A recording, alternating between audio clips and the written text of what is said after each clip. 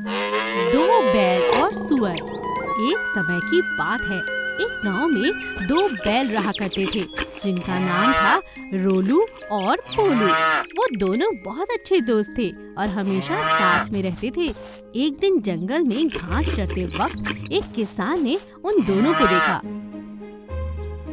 अरे वाह, इन दोनों को अगर मैं अपने खेत में ले जाऊं, अपने घर ले जाऊं, और ऐसा करके मैं बहुत मुनाफा कमा सकता हूँ। किसान दोनों को पकड़कर अपने घर ले जाता है। किसान के घर में पीलू नाम का एक सुअर भी रहता था। किसान अपने तीनों जानवरों का अच्छा ख्याल रखने लगा। समय समय पर खाना देता, पानी देता और अच्छी देखभाल करता। एक दिन किसान की बीवी ने उससे कहा,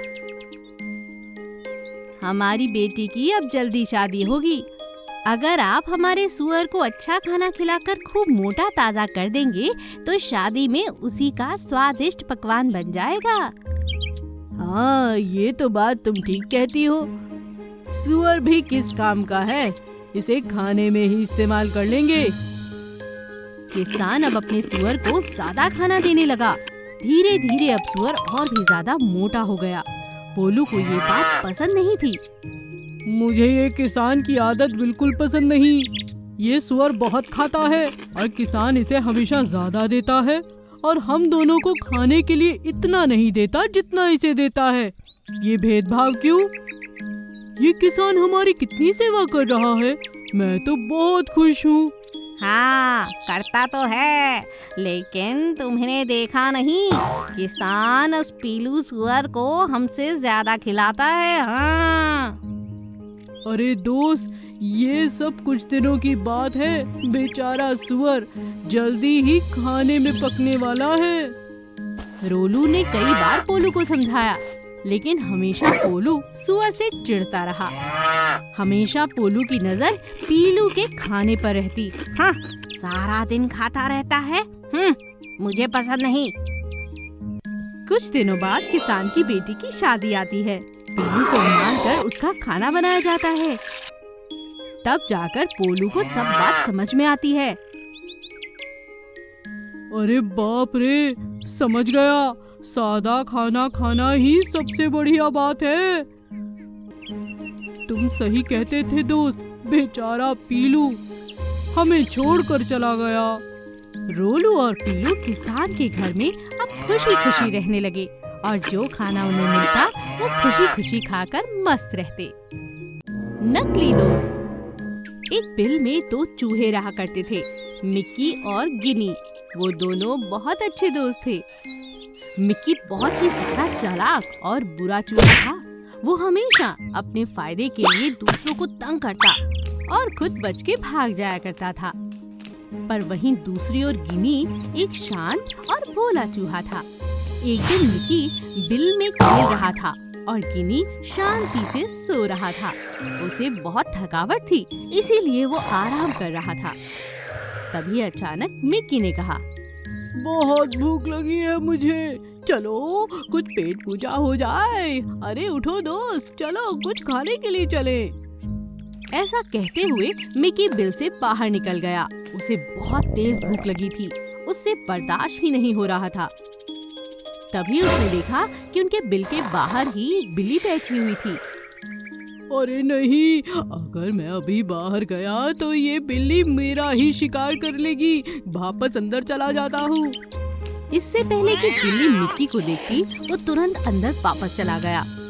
अरे अब क्या करूं, बहुत भूख लगी है। या तो मैं इस बिल्ली का शिकार बन जाऊं या फिर ओहो क्या करूं, भूख बर्दाश्त ही नहीं हो रही। कोई तो काम करना होगा, कोई चालाकी करनी होगी, नहीं तो कितनी देर इस तरह भूखा रह पाऊंगा मैं। ओहो, और ये गिनी तो सोता ही चला जा रहा है, मेरी आवाज ही नहीं सुनता। इसे कैसे पता होगा कि बिल्ली बाहर है? कुछ करना होगा। मिक्की बाहर जाने के लिए तरकीब सोचता है। उसकी नजर गिनी की ओर गई और उसने मन में एक चाल चली और फिर गिनी के पास जाकर कहा, गिनी उठो, बहुत भूख लग रही है दोस्त, उठ जाओ, चलो पास के खेत में चलकर कुछ खा लेते हैं। मैं जानता हूँ तुम्हें बहुत भूख है, चलो ना, तुम्हारे बिना कहीं जाने का जी ही नहीं करता। हाँ हाँ, क्यों नहीं, चलो चले। गिनी बहुत भोला था, उसने मिक्की की बात मान ली। तभी मिक्की ने कहा, तुम बाहर निकलो, मैं अभी आया। गिनी बिल से बाहर निकला। मिक्की ने गिनी को बेवकूफ बनाया और बेचारा गिनी मूर्ख बन गया। बिल्ली ने उसे अपना खाना बना लिया और पेट भरकर वहाँ से चली गई। तभी तुरंत मिक्की वापस चुपके से बिल से बाहर निकला और कहा, अरे वाह, मेरी समझदारी का तो जवाब नहीं। आज तो बाल बाल बचा हूँ, नहीं तो ये बिल्ली मेरा शिकार कर लेती। अरे वो मूर्ख गिनी बिना सोचे समझे अपनी जान गंवा बैठा। हाँ, मूर्ख कहीं का। बहुत समय पहले की बात है। एक जंगल में एक बहुत बड़ा खतरनाक कोबरा रहा करता था। वो हर रात शिकार के लिए निकलता और दिन में सोया करता था।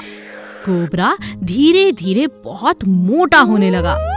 वो इतना खाता था, इतना शिकार करता था कि उसका शरीर दिन प्रतिदिन बढ़ता ही चला जा रहा था। कोबरा इस बात से बहुत परेशान भी था, लेकिन धीरे धीरे अपने मोटे होते हुए शरीर की वजह से अब उसे सोने के लिए ज्यादा जगह की जरूरत थी, जिस कारण वो जिस पेड़ पर चढ़कर रहने लगता उसे वो पेड़ छोटा पड़ने लगता और फिर वो एक नया पेड़ तलाश करने लगता। इसी तरह कई दिन बीत गए, मगर कोबरा को अपने शरीर के हिसाब से कोई भी अच्छा और बड़ा पेड़ नहीं दिखाई दे रहा था। कोबरा बहुत परेशान हो चुका था। उसे कई दिनों से अच्छी तरह सोने की कोई जगह नहीं मिली थी। एक दिन अचानक उसे अपनी पसंद का एक बहुत बड़ा पेड़ दिखाई दिया। अरे वाह, ये पेड़ मेरे रहने के लिए बहुत अच्छा है। इतने समय से मैं ऐसे ही पेड़ की तो तलाश कर रहा था। लगता है भगवान ने मेरी सुन ली। अब आराम से इस पेड़ पर सो जाया करूंगा और सुबह अपने शिकार के लिए निकल पड़ूंगा। अरे वाह! कोबरा खुशी खुशी पेड़ के ऊपर चढ़ गया। तभी उसकी नजर चींटियों के एक बड़े से घर पर गई। कोबरा ने गुस्से में कहा, अरे ओ चींटियों, हट जाओ यहाँ से, अब ये मेरा घर है। अगर तुम यहाँ रही तो अच्छा नहीं होगा। चली जाओ यहाँ से अपनी सभी चींटियों के साथ, नहीं तो एक एक करके सब मर जाएंगे और मेरे गुस्से से बचना नामुमकिन है। चींटियां बिल्कुल ना घबराईं, बल्कि एक साथ मिलकर उन्होंने एक योजना बनाई। ये कोबरा शरीर से बड़ा है, लेकिन क्या समझता है, क्या हम इतनी छोटी हैं कि हमें कोई भी मसलकर आगे बढ़ जाएगा और हमारे घर की जगह अपना घर बना लेगा? ऐसा नहीं हो सकता। चलो बहनों, इस पर हमला करते हैं। वो सब मिलकर कोबरा पर चढ़ गईं और उसे जगह जगह काटना शुरू कर दिया। अरे बचाओ इन चींटियों से। कोबरा रोता हुआ उस पेड़ से जल्दबाजी में नीचे उतरा और वापस लौटकर उस पेड़ के पास कभी नहीं आया। एकता में बहुत शक्ति होती है। घोड़ा और गधा। एक धोबी के पास एक घोड़ा और एक गधा था। गधे और घोड़े का मालिक एक ही था, लेकिन वो हमेशा गधे और घोड़े में बहुत अंतर करता था। गधे को हमेशा सूखी हुई घास, बचा हुआ बासी खाना दिया करता था, लेकिन घोड़े को बासमती चावल, बहुत अच्छे अच्छे चने और बादाम खिलाया करता था। और वो इस बात का बहुत घमंड करता था और हमेशा गधे को अपनी सेवा में लगा कर रखता था। गधा भी ये बात अच्छी तरह से जानता था कि वो एक छोटा सा गधा है, लेकिन हमेशा उसे सबसे ज्यादा बोझ उठाना पड़ता था और कम खाने की वजह से उसके अंदर अब ताकत भी नहीं बची थी। एक दिन धोबी ने गधे की पीठ पर कपड़ों का ढेर रखा और शहर की ओर निकल पड़ा। गधे ने घोड़े से कहा, घोड़े भाई, क्या तुम अपनी पीठ पर आधे कपड़े रखोगे? ये बोझ मुझसे नहीं उठाया जा रहा, मैं गिर जाऊंगा। घोड़ा बहुत घमंडी था। घोड़े ने कहा, हाँ, हम घोड़े हैं, सवारी करने के लिए पैदा हुए हैं। हम तुम्हारी तरह बोझ नहीं उठाते, समझे? तुम ही उठाओ ये सामान, मैं मदद नहीं करूंगा। बेचारा गधा, उस पर किसी को दया ही नहीं आ रही थी। कुछ देर बाद गधा थक कर बेहोश हुआ और गिर पड़ा। तभी धोबी ने कहा, उफ, मैं इस गधे पर ज्यादा ही भार डाल रहा था। हे भगवान, मेरा प्यारा गधा, अरे इसे कुछ हो गया तो मैं अपना सामान किस पर लादूंगा? और गधा तो आजकल बहुत महंगा आता है। हे भगवान, ये क्या हो गया? फिर धोबी ने आराम से गधे को उठाया और पानी पिलाया। गधा कुछ देर में होश में आया। धोबी ने इस बार सारा भार घोड़े पर रख दिया और कहा, अरे नहीं नहीं, बेचारा मेरा गधा, ये घोड़ा यूं ही चले जा रहा है। सारा भार इस पर डाल देता हूँ, भला इसे क्या फर्क पड़ेगा? घोड़े को अपनी गलती का एहसास हुआ।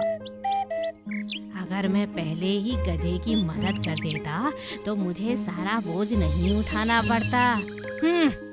अब वो हमेशा अपने गधे को भी चने, बादाम और बासमती चावल खिलाने लगा और दोनों गधे और घोड़े की सेहत पहले से भी ज्यादा अच्छी हो गई और दोनों की दोस्ती तो देखते ही बनती थी।